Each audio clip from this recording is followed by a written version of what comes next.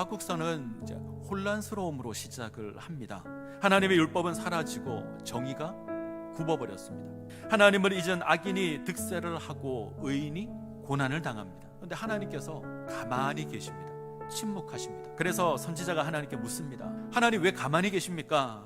악인이 득세하고 하나님의 백성이 고난을 당하는데 하나님 왜 가만히 계십니까? 악인을 심판해 달라는 거죠.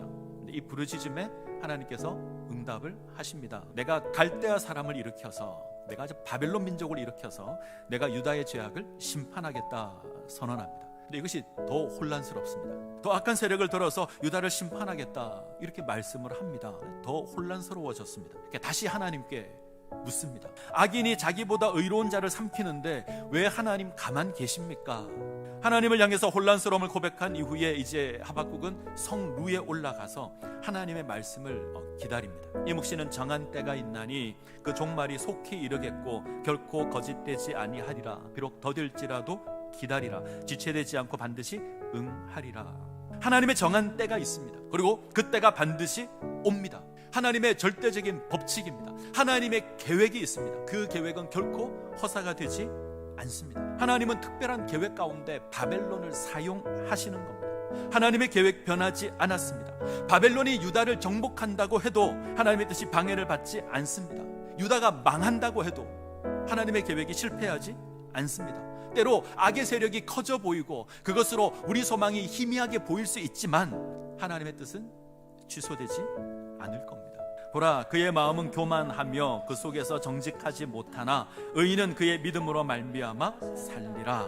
치즈홀름이라는 학자가 있습니다. 이분이 이렇게 번역을 합니다. 그 속에서 그 영혼이 정직하지 않는 자는 쇠하게 될 것이다. 그러나 그의 믿음 안에서 의로운 자는 살게 될 것이다. 하나님의 때가 되면 영혼이 정직하지 않는 자, 하나님 앞에서 온전하지 않은 자 심판을 받게 될 겁니다. 반대로 하나님을 향한 믿음 안에서 거하는 자는 살게 될 겁니다. 그 과정이 우리 생각과 좀 다를 수 있습니다. 혼란스러울 수 있습니다. 그러나 성경은 이야기합니다. 하나님의 뜻이 반드시 이루어질 것입니다.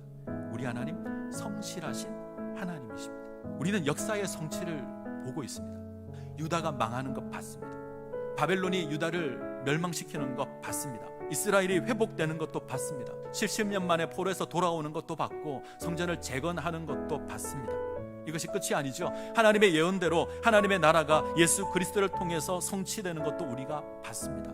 이 성경의 역사가 멈추지 않고 하나님의 계획대로 여전히 진행되고 있습니다.